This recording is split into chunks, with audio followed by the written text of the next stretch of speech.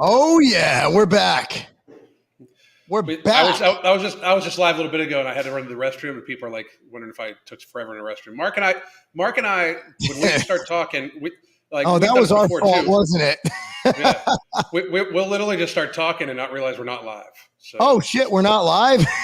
No, and we'll have had some good shit too. It'll be like some good content, you know. Really, really good stuff, man. So.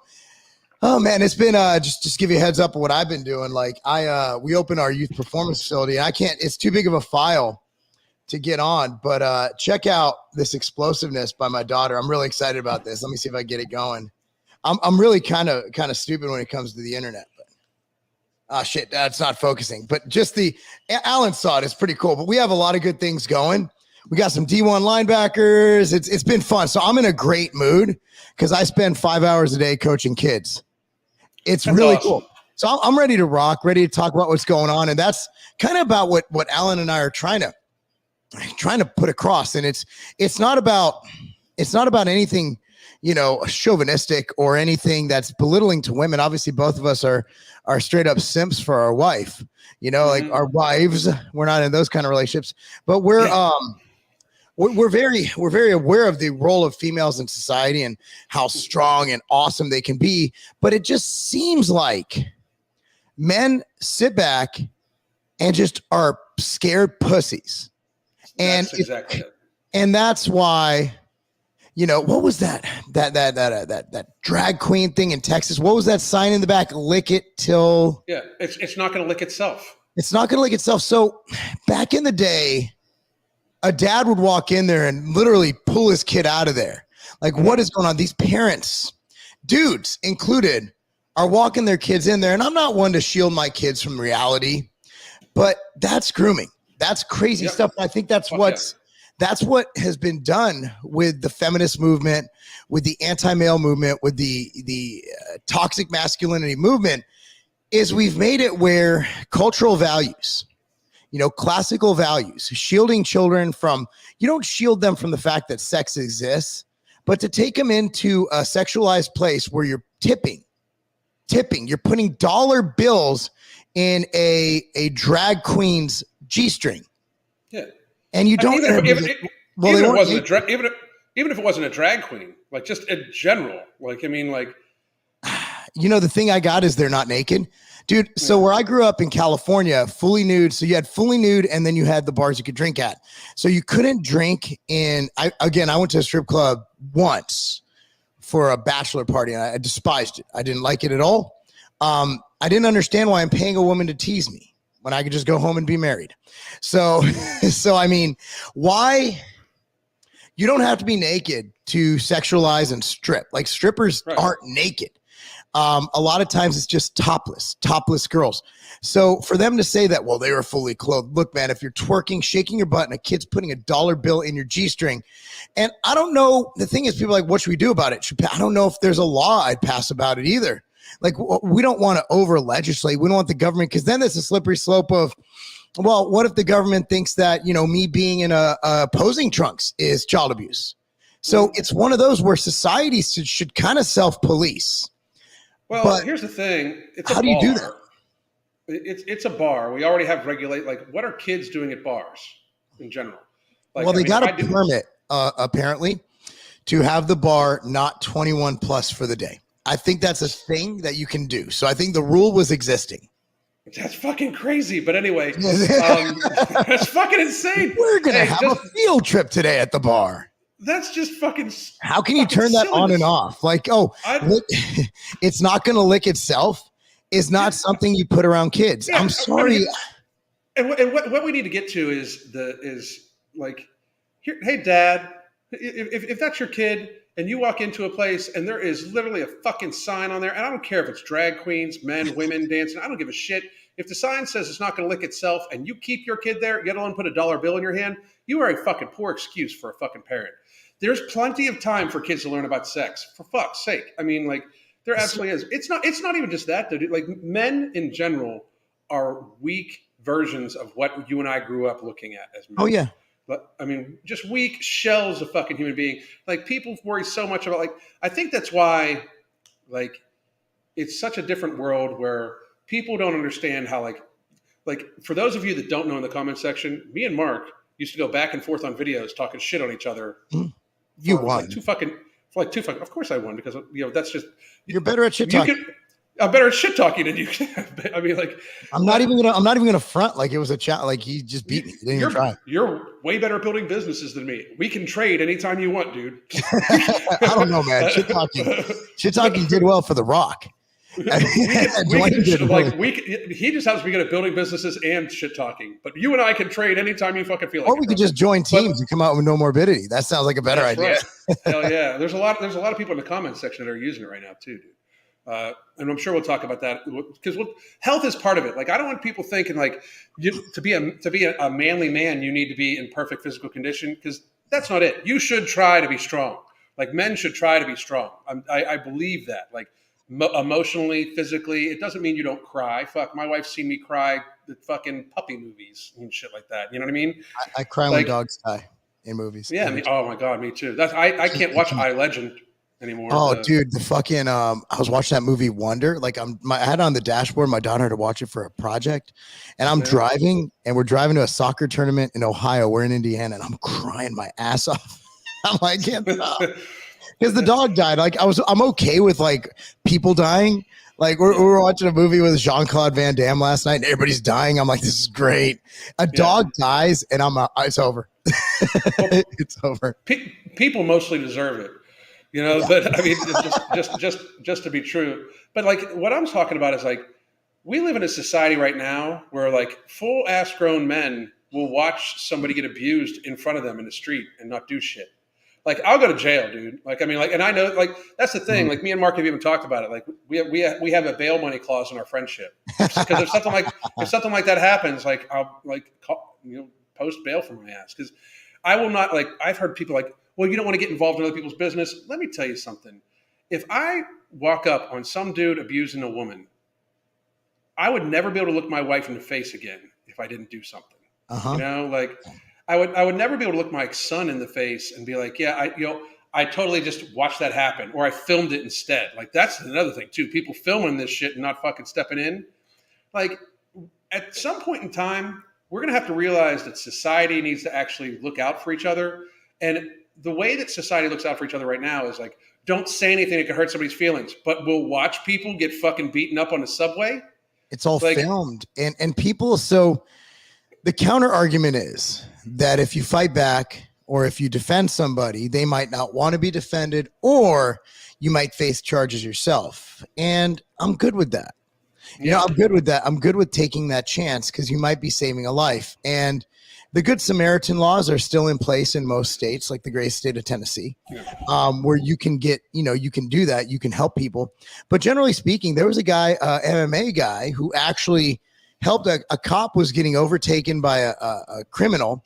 And this guy got him in a rear naked choke, and I believe it was in Indiana, and was able to apprehend him, and he was hailed a hero. So in many cases, there's always my thing is, okay, you go to jail. Okay. Like, the whole surviving just to live, I never understood that. Like, even the whole, like, I was reading the Meaning of Man, written by a Holocaust survivor, and they literally lived every day and went along with it. And I understand my grandfather was different. He escaped. So I have his mindset. It's probably ingrained in our brain to be assholes and not to take that. And that's probably why I was the first one speaking up against the lockdowns and stuff. But Jews were just like, in World War II, if we could just survive another day.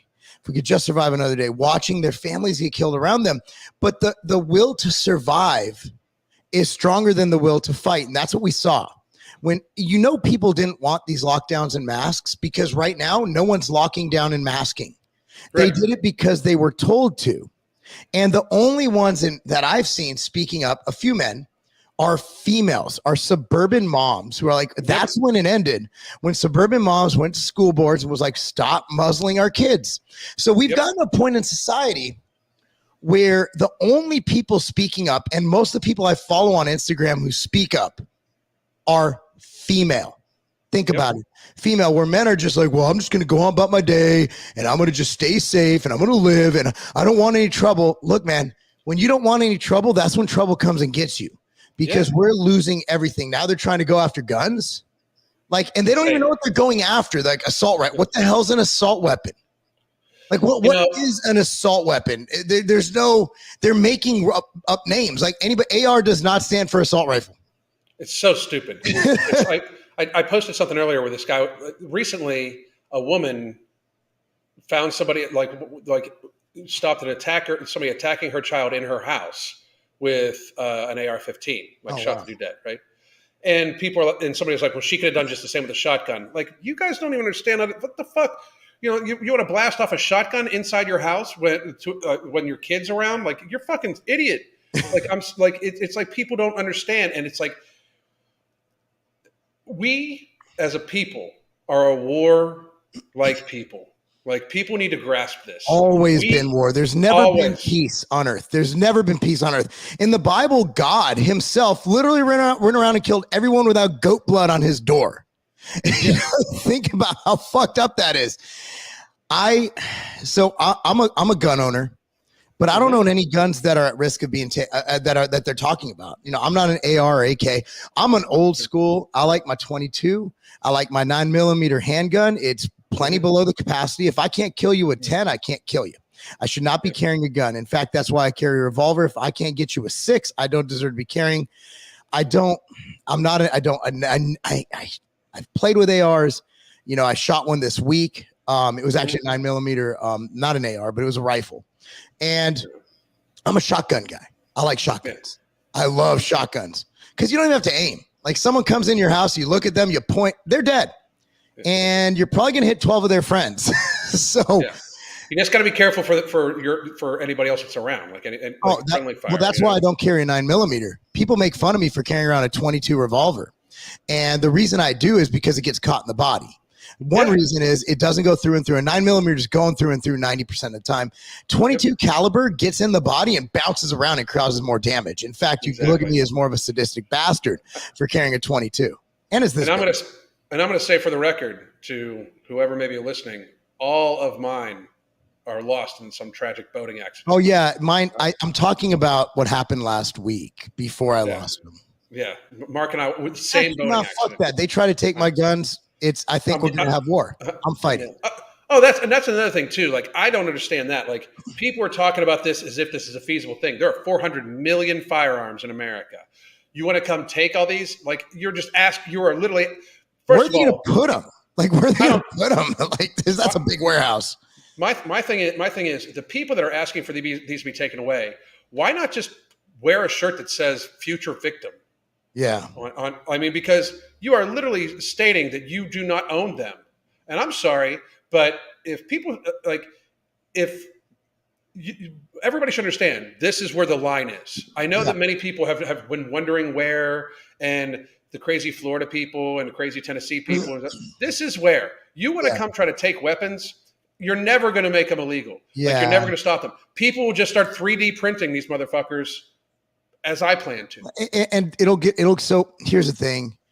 If you walk into the state of Tennessee, you try to take anything, like people, like, so we went to, Jason and Kara Corey. Yeah. They came, they spent the weekend with us. They're from New York. They'd never been to a shooting range. So I'm like, dude, there's one right after the gym. We'll go. It's right over there. Nicest people. So like they're in there in the range that Kara's never shot before. Everybody's helping her. This dude comes over. My son was there. He's like, hey, if your son wants to shoot different guns, I got a 9. I got this. The guy had a case full of guns. The nicest people. These are not people who are going to commit crimes. These are people who are going to save your lives. People who you see at the shooting range, those are the people you want to arm. And I don't know where they got this no background check thing, because I have had my CCH, my CCL, in North Carolina, Illinois, and in Tennessee. I have reciprocity for every state except for California, New York, and Hawaii, I believe. And because I've done all the classes, I've done all the safety tests, I've done all the certifications. So I had to get, every time I buy a gun, even with all those things I have, a clean, not even so much as a fucking parking infraction on my record. I still, every time I buy a gun, they have to run my background. And I have to sit there and wait. It takes about 20 minutes. I go to Franklin Gun Shop, over 10,000 guns in stock. Beautiful store in Franklin, Tennessee. I got to take you there, Alan. And great people too. And they run my background. I don't know where these people are buying guns without a background check, unless they're buying it on the streets of Chicago. And they're not going to follow the rules anyway. Yeah, that's the thing. Like you're never going to take guns away from people that are worried about criminals. And I'm not talking just about criminals. Like the people pretend like the Second Amendment isn't supposed to be a dead man switch against the government. Like anybody's like, you don't need it for hunting. No, fuck, I don't need it for hunting. It's not for hunting. Like, no, the Second Amendment says nothing about fucking hunting deer. The Second Amendment literally says, it doesn't even say anything about protecting your house. It's about taking up arms against a tyrannical government. And I love when Australians or Canadians come in on my Instagram. Like I post the video of me shooting. Yeah. And they're like, oh, I don't get you Americans. I'm like, that's why you were in camps, bitch. Yeah. I'm like, and then those Australia can shut the fuck up. They can shut the fuck up. They were literally in fucking Nazi camps. And then Californians and New Yorkers, you don't get it. Like you have higher fucking gun violence than we do. Well, they're buying it from Indiana. No, they're not. They're buying it from fucking Bruno off the street. You know, that's how it goes down. I carry, and I'm going to continue to carry. And if I guarantee you this, if shit goes down, you're going to run next to me because I'm a good guy with a gun. Absolutely. And these are the same people who wanted to fund the police and bring in fucking counselors. Like, who's going to protect you? And also, did you read Maj Touré's post this morning about gun control being racist? It's so, oh, dude. If you go ahead, I got to read this to you guys. It's fucking great. If you guys don't follow Maj Touré from Black Guns Matter, we've become really good friends. And I'll read this, but yeah, it's actually, so his post, here's a bit of it. Before the Civil War ended, state slave codes prohibited slaves from owning guns. After President Lincoln issued the Emancipation Proclamation in 1863, and after the 13th Amendment to the U.S. Constitution abolishing slavery was adopted and the Civil War ended in 1865, states persisted in prohibiting blacks, now free men, from owning guns under laws renamed Black Codes. They did so on the basis that blacks were not citizens and thus did not have the same rights, including the right to keep and bear arms protected in the Second Amendment to the U.S. Constitution, as whites. This view is specifically articulated in the U.S. Supreme Court as an infamous 1857 decision in Dred Scott, you guys know that, versus Sanford to uphold slavery. U.S. Congress overrode most portions of the Black Codes by passing the Civil Rights Act of 1866. The legislative histories of both the Civil Rights Act and the 14th Amendment, as well as the special report of the Anti-Slavery Conference 1867, are replete with denunciations of those particular statutes that denied blacks equal access to firearms. However, facially neutering, disarming through economic means remain in effect.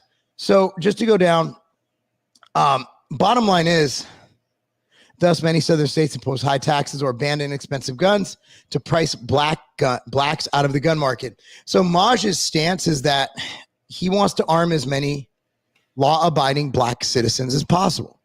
Absolutely. And you will not see a man more supportive of that than me. I like when they ask that rhetorical question, what if all black people had guns? So my wife, we actually had that question answered yesterday. My wife is taking Thomas to a soccer field, and there's a black guy in a shirt with his gun showing. Nobody gave a fuck. Nobody cared. Every parent drove by, not one texted the other like, oh my God, did you see that black guy with the gun? And these are all white folk, man. We want good people armed. I don't care if you're fucking purple. I love seeing guns in stores because you can be like, whether they're black, you can usually tell like who the good guys are, whatever color they are. And this guy was walking down the street, gun in his holster, and nobody cared. Nobody cared. The reality of it is, like, especially for stuff like that, I just have a hard time believing that racism is actually as big of a thing. It's not. Here, the most racist people I see are woke folk, like liberal white women. If you think I'm going to give a fuck about somebody's having their constitutional right because of their skin color, that's racist on your part. You think that I'm going to think something different because of the person's race. Therefore, you think differently about the person because of their race. Like, it's just moronic. I mean, so guns have been around before any of the people we can really trace back to. I mean, you're talking fucking Pocahontas days, man. Yeah. Like, by the way, Elizabeth Warren. So I guess men can be men without guns. I mean, I'll tell you, I always carry. I'm not going to tell you when I do and don't. I'm obviously in gun-free zones a lot of my day as a coach, but you don't have to have a gun to be a man. And this is not about men. And the topic, okay, let me tell you about our video. Like, because you clicked on the topic, we have ADHD. So that's just the click topic. Like we started talking about men. That lasted about 2 minutes. And then we watched a video of my daughter deadlifting. And somehow now we're talking about guns. I don't know how we got here's another one. A white guy saying racism isn't a big thing. Yeah. To me, it's, you know what? Do I think racism exists? Yes. I actually said the most racist people I see are woke folk. Yeah. They're racist as fuck. Democrats are keeping racism alive because race is an issue in everything they do. Racism exists. So does, you know what else exists? Incest, polygamy, bestiality, people who believe the earth is flat. Fucking there's certain there's fish we haven't found before in the ocean. It's not prevalent. I don't think many people are seeing it in their day-to-day lives unless they're really looking for it. I don't think anybody cares. I don't think, and I mean, most of my business partners are black and they don't go around all day like, man, you know, they wouldn't serve me at the restaurant today. I've gone I go to dinner all the time with people, but I get treated no differently whether I'm with white people or whether I'm with black people. Yeah. I mean, this dude, obviously, like, if you're looking for it everywhere, you're going to find it everywhere. And you can call me whatever you want, but like my thing is you're just a dumb bitch. You're not a dumb bitch because of your color. You're just a dumb bitch for making a statement. You know what I mean? There's no racism there. I mean, like, that's the thing. Like, I mean, do I think racism is a problem? I think all types of discrimination are problems. But I clearly said you just chose not to listen because, again, dumb bitch. We've already established that. You know, like, the thing is, you chose not to listen to one portion of it. That makes you stupid too. Like, I mean, I don't get it. You know? Yeah. So, you know, the thing is, it exists. I mean, everything. Like, I've seen shit. You know, I've actually, when I first did, back before you were on YouTube, Alan, I believe this is 2012 or 2013 when Chris Jones first came on the scene.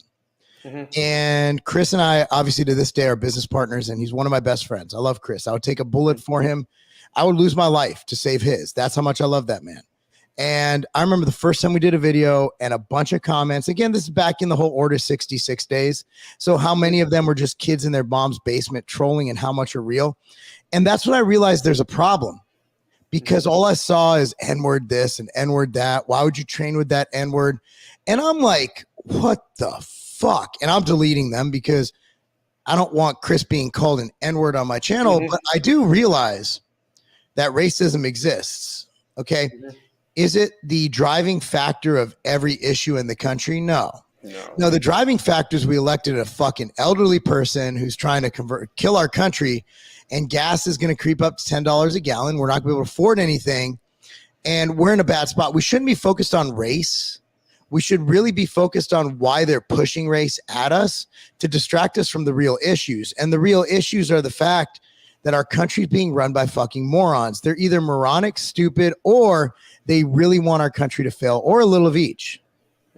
And in order for that not to happen, like, men and women together, but men are gonna have to stand the fuck up. Like, people are too afraid of being like the whole. This is what bothered me. And Mark, people don't know this. Like, me and Mark at the beginning of 2020, we weren't actually talking.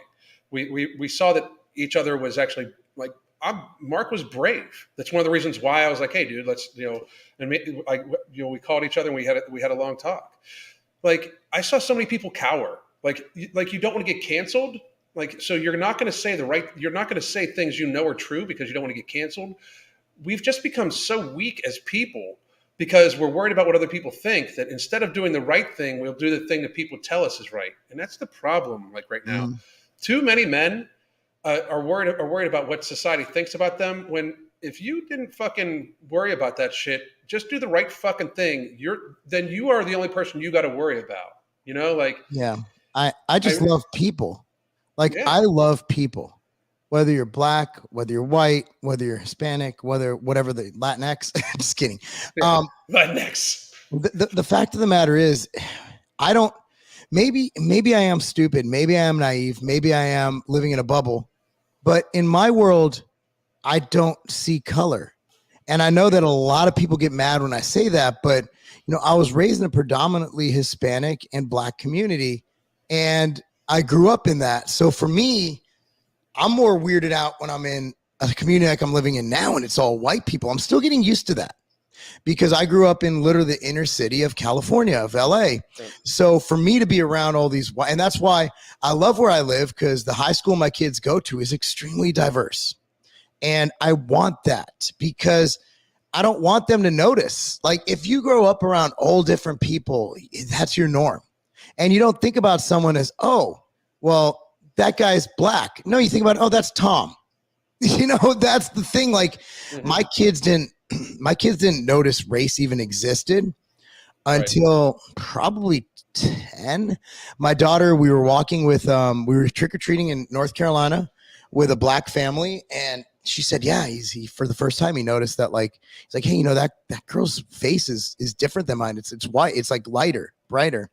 And then I'm like, come to think of it, Cammie never noticed, because we never, like, we had friends over and she just knew my business partners and all my friends. And so I think if you want to make it an issue, it can be an issue. Anything could be an issue. I could be mad at the weather. It's too hot right now. Or I could, sit in an air-conditioned car.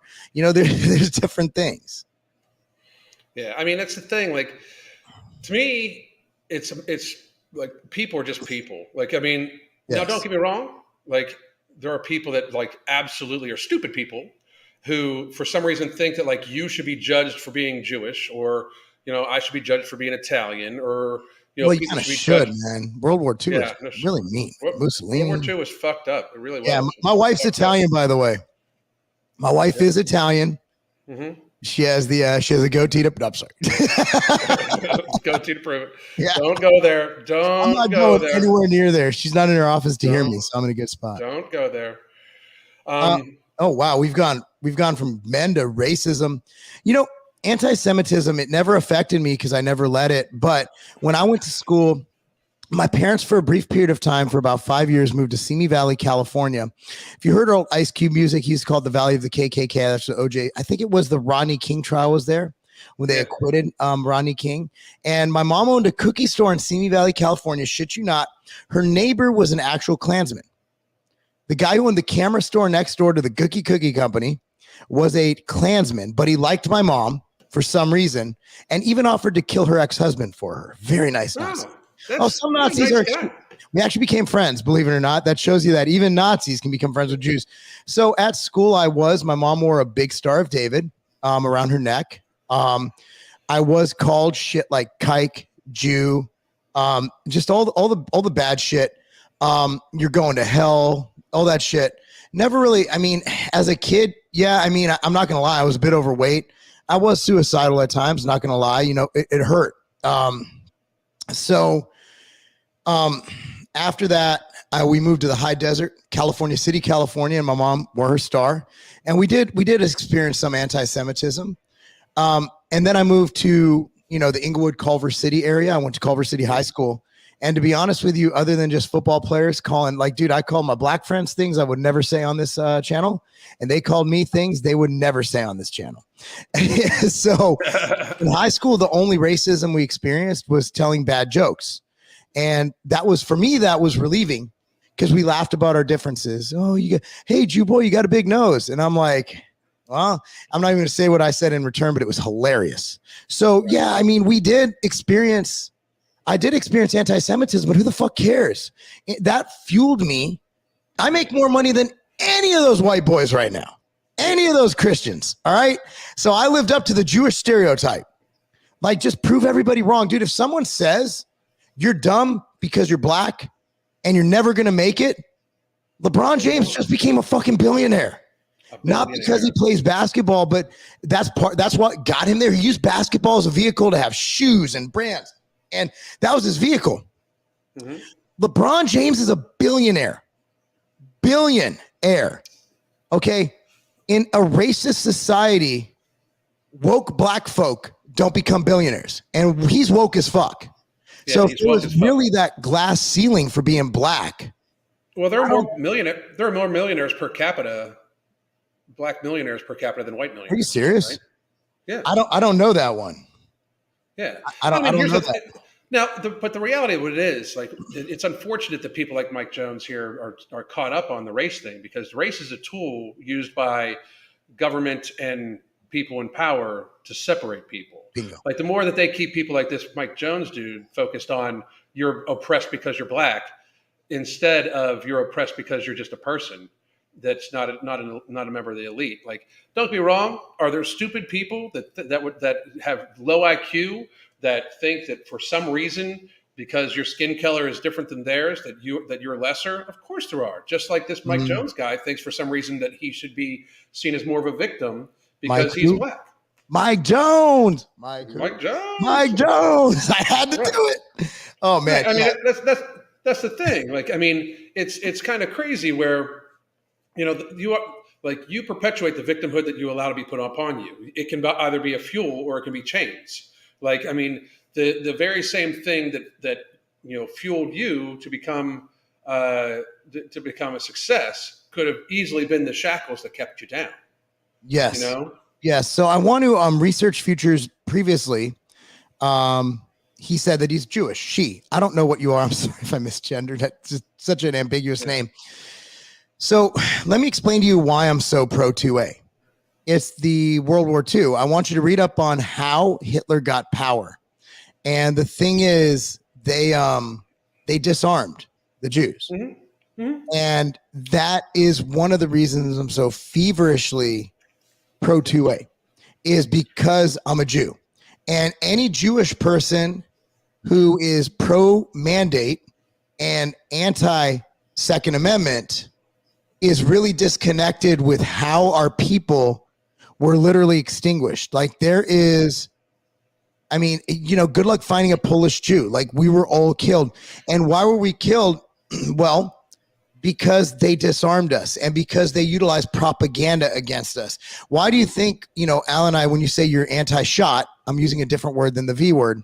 Mm-hmm. When you say you're anti-shot, oh, you're a dirty anti-shotter. Oh, you're this, you're that. The terminology is very similar. When they started World War II, they literally, so at first they vilified sick people. And then they said that all Jewish people are disease-ridden sick people. Mm-hmm. And that's how it began. Mm-hmm. And so it starts when you identify a group and you immediately cast them to the side. And that's what they've done with this whole pure blood and anti-shot and the whole, venated. There's the problem, is that they're creating the same. It's the same. Look, man, the same playbook's been used since before Christ. So we just know to look at it. Hang on. I love that you respect Mark, because he does do a lot of collabs with a lot of minorities. The problem is, these are people that he just does stuff with. The problem is, I think that people like Mike Jones here, you're stuck. You're more racist than anybody else. You're stuck seeing race. I've never heard Mark even once talk. Mark does not introduce people to me as my black friend. I just like he doesn't. We don't text hey, we're gonna meet up with this person. He's Arab. It's not. That's not. He just has friends, dude. People like you get caught up in this shit. Do you hate him because he's given me opportunity too, and has done collabs with me, and we're in business together too? That's the fucked up thing. It's just a people thing, dude. It's he. You know who Mark gives opportunities to? People. They're going to take them and work hard. It's just that's the thing. Don't be caught up in this bullshit. This is the tool that is used to separate people. Get past it. It's the same thing. Mark's both of us have gay people in our circle. There's not that kind of circle. Yeah, not that kind of circle, but one of my business partners in a different venture is a gay dude, and I mean, it's just people, bro. It's just that's the thing. Racism exists because there's stupid people that see race. You just happen to be one of them. You just don't get it. It's melanin. At the end of the day, it's because your ancestors were in a very hot area. And I'm white as hell and get skin cancer because my relatives were in a very cloudy area. And here we are. You're darker pigment and I'm lighter pigment. And that shouldn't affect how you view somebody. And it never will for me. I mean, it never will. Adam and Eve technically weren't necessarily black. They would be brown. I think the white Jesus is the thing that I historically can't bring myself to look at and agree with. Not that I care. Not that it's an issue, but like nobody was white in the Middle East at that time. Nobody. They didn't have air conditioned tents. Like, no, it's so fucking ridiculous. Like if you look at where like the Bible takes place at, like there's no white people. You know, like there's not, and I know that now we're upset. Now we're upsetting the Christians too. Well, Christians should be upset. They got this white dude. He had hair of wool. How the fuck do you look at the Bible? Oh, he has hair of wool. And then they got this dude who's got like a fucking heavy metal haircut. Like what the fuck? Like how is that? Like Fabio. We need black Jesus. We need like, dude. So did you see the Kanye West documentary yet? No, it's so good. Jesus. If you guys haven't seen it, if you still have Netflix, which I do, I never canceled them because honestly, I'd have nothing to watch if I canceled it. I'm just call me a sellout. The cuties thing. Okay, we'll look past it because they put Chappelle on there, right? I think it cancels out. You know what? It's freedom. Now, that is actually the thing for me. It's freedom. As long as it's freedom of speech, as long as you're going to present everything everybody should have. I do think that it's like child porn. But you know, like it is. So anyway, so Kanye, the guy he put in as Jesus, he needed a mixed color person. He needed white and black. So the guy's like, I'm Jesus because I'm mixed. It was just it's so Kanye because Kanye didn't want a pure black Jesus. He didn't want a pure white Jesus. And that's how Kanye's mind works. By the way, if you haven't seen that documentary, it is amazing. So good. Dude, he's the hardest working man. The guy literally, like, he couldn't get he was known as just a writer, a producer, and he literally such inspiration. He walks in and he's like, I'm just gonna go in Jay-Z's office, start rapping with him. I'm like, holy shit, this guy, I want my kids to watch this video. So good. And then how the media ostracized him because he came out as pro-life. And they're like, oh, he's crazy. And he is kind of crazy. He is crazy, but his points are valid. And then they're watching Tucker Carlson. He's in the car watching Tucker. And his friend's like, turn that off. That's negative. And he's like, hold on. And so he's like, dude, this is fucking facts. This is truth. And it's where the intersection takes place, where it becomes about ideas and not about tribalism. Mm-hmm.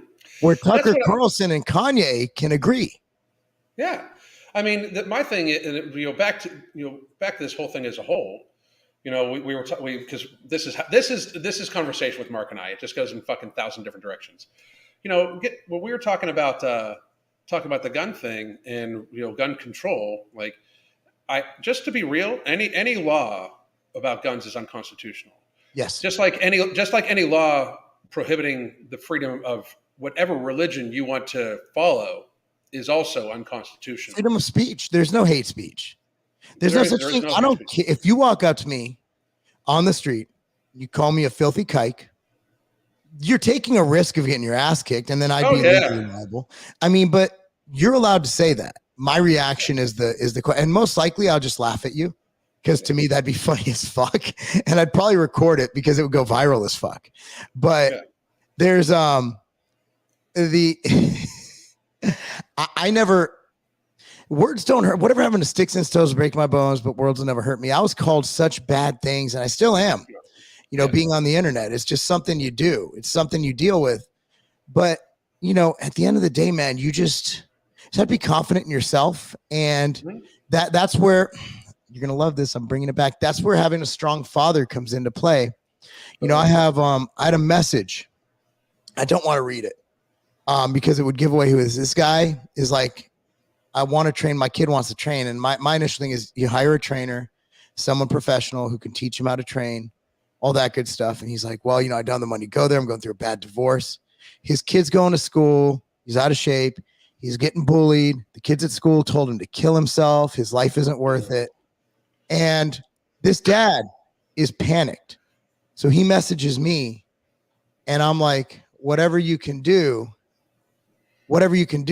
say, my wife just said my son's friend is coming over, so I have to keep it PG. So, and I told this guy, I'm like, look, dude, you get him out here, get him to our facility. We'll train him for free, like for a week, but a strong father. And look, man, you're going to get bullied in school. Like my kids have been fortunate that we're known in our community, and Thomas had an issue and we squashed it right away when he was undersized. Now he's bigger now. And the good news is it was squashed. I talked to the parents, everything's good, but that's it. I talked to the parents. I talked to the principal. I talked to the kids. And I said, look, here's why we can't do this, son. And that was me talking to another kid.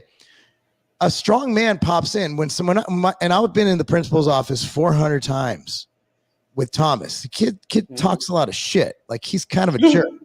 but so if you guys saw the email about him telling his teachers, Katie does not go into the school. Katie, I handle all of the school stuff. I handle all of the conversation with other parents, with principals, because in my opinion, that's a man thing to do. That's a paternal thing to do. You take leadership and you drive your family forward. When I'm traveling, obviously Katie steps in and does a phenomenal job. But even though Katie is CEO material, in the running of our family, it's understood that if our kids do something that requires some disciplining or some conversation, that I step in.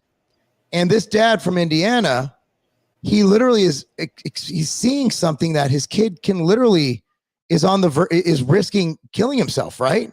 Like, because you get told that by enough kids, it's gonna completely just destroy you emotionally and mentally. But he's like, how do I fix this? I need to get my kid in the gym. I need to get my kids stronger and bigger and whatever it is. So a lot of these things that we're talking about, gun violence in Chicago, talking about why do kids not take guns seriously? My kids play Grand Theft Auto, but when we go to the shooting range and we show them how powerful that gun is, and we tell them what that gun can do, and we teach them gun safety, and we teach them here's how you cock it, here's how you load it, here's how you put the safety on and off. So that's where men come in. So until we figure out how to make men again, our society is doomed. Oh no, we lost Alan. Okay, he'll come back. Anyway, guys, let's see if we get any questions here while we're figuring out where Alan went. Everybody good? If you can still hear me. Yeah, firearm safety is most definitely important. Most definitely important. It's critical. It's critical to everything. Just teaching these kids about how powerful and how dangerous firearms are. I got you guys. We'll go about another 5 minutes. All right. So I'll just go open Q&A. Oh, here we go. Oh, he's trying to come in. I think he's connecting his devices. So you're right. We should not expect police officers to deal with mental health situations. They're not trained for that. Like they're trained for rudimentary things, but you can't expect all cops to have a law degree. So I had a great conversation with two of my cop friends at the gym this morning. Took too long. I was at the gym too long, wasted a lot of time that I could have been working. But, the thing is, they do their best. And most cops are in it for the right reasons. There's good and bad cops like any situation. But you can't expect cops to know how to deal with these mental situations. And it's such spur of the moment. Usually they don't have the opportunity to handle these situations because it's already too late.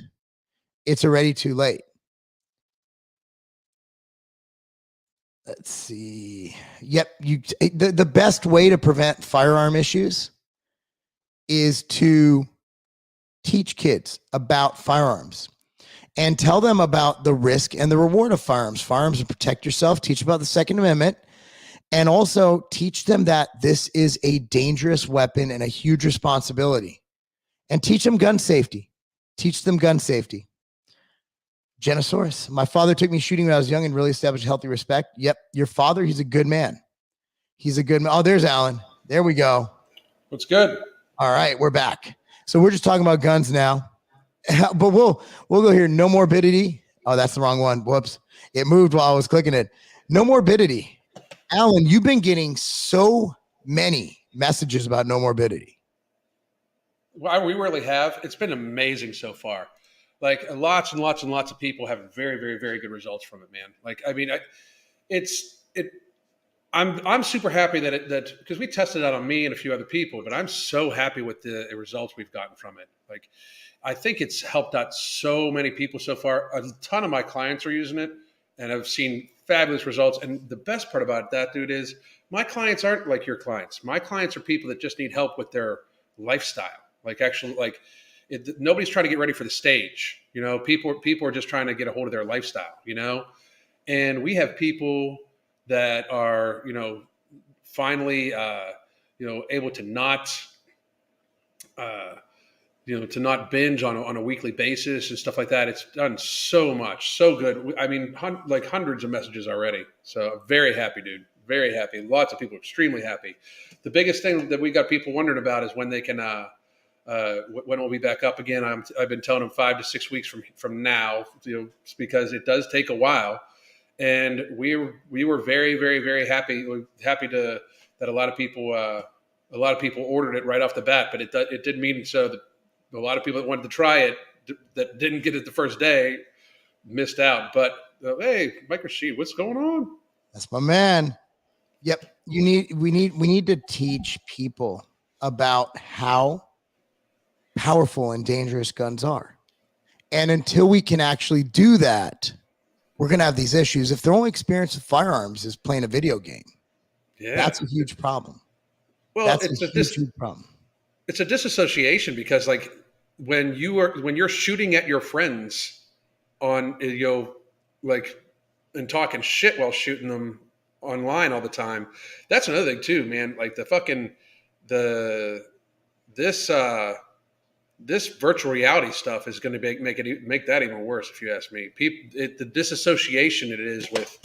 Oh my God, yeah. With reality, you know. You're absolutely correct. So that's my opinion on guns. And if you're against guns, okay, but there's a reason we have it. It's a right that shall not be infringed. So I think right there's really no argument to be have. If you don't want to have guns, don't have them. If you do want to have guns, it's your right to have guns. And I'm again, like, well, they always go through the school shootings too, dude. And like my thing is, then if we're going to give up guns, I want the politicians to give up the ones that protect them first. Yes. How come they're allowed to be? Oh, there's a provision for bodyguards because all of us can afford $500 an hour bodyguards. Yeah. I mean, did you see the budget that BLM had for bodyguards? It was like insane. Millions of dollars. Insane. And it happened to be her brother. But nonetheless, that's besides the point. And I think that that's fine that BLM should be able to, write off bodyguards. Like, obviously, some people really dislike them. Right? And I believe politicians should have armed guards, but you can't have your cake and eat it too. You can't be like, well, I can be protected, but hey, you can't, unless you can afford private security. Well, I mean, I just don't understand how when the response for any possible thing, like we're worried about politicians, we make sure they have more armed guards. We're worried about, these people, we make sure they have more armed guards. But we're worried about kids and we give them a gun-free zone. Like, that's just crazy talk. Our schools are not a gun-free zone. We have multiple sheriffs on every campus in my community. That's how it should be. I love it. First time we moved here, I felt so good. Mm-hmm. I felt so good. Coming in here and just seeing, just going in and there was the officer right there and I talked to him and I'm like, this makes me feel safe. And it does. And I talked to the police officers at the gym today and I told them, people always cry to defund the police until they need the police. Yep. And that's the thing. I mean, you can't have it both ways. I personally back the police, but there's some things that, schools being gated won't solve anything because gates get opened. So at our school, not only do you have to be buzzed in and show ID and have a reason for being there through 2 doors, but you have armed guards. And this is the safest city in Tennessee. So let me see. Let's do 1 or 2 more. This is a good one. What gun should a beginner buy? A good gun, if you're looking for home defense, the MPX I just fired this weekend. It's a 9mm. It's extremely easy to operate, use, assemble, disassemble. The easiest gun to have from a user standpoint is a revolver. Again, a revolver can be in the ocean for 400 years. You pick it up and it'll shoot just fine. Yep.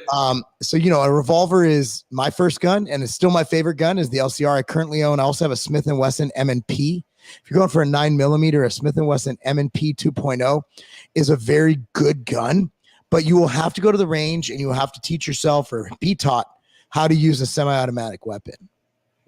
And make sure you get the basics on, like, take a good class on safety and on how to clean it and on how to maintain it and stuff like that. You know, I mean, it depends on what you want it for too. Like I love hunting, and my father still shoots competitively on long meter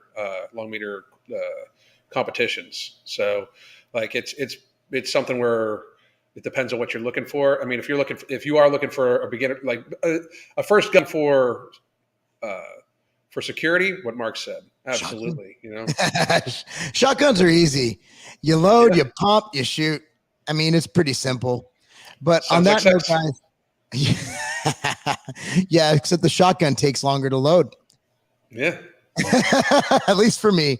Anyway, guys, thanks so much for watching. We'll be doing probably Tuesdays and Thursdays look to be my days. That'll work out. Yeah, Monday, Wednesday, Friday at Legacy of Carbon. If you're not following either of us, Alan, where are you at? I'm Alan Roberts on YouTube, and I'm also the MFing COO on Instagram and Twitter. Yep, and I'm Marc Lobliner, except of course on YouTube. Tiger Fitness. So thanks for watching, guys. Appreciate it, Alan. Thanks for I was 3 minutes late and I apologize for that. No problem, man. I'm sorry about the little power surge thing. So we'll talk soon. Take care. Bye, guys.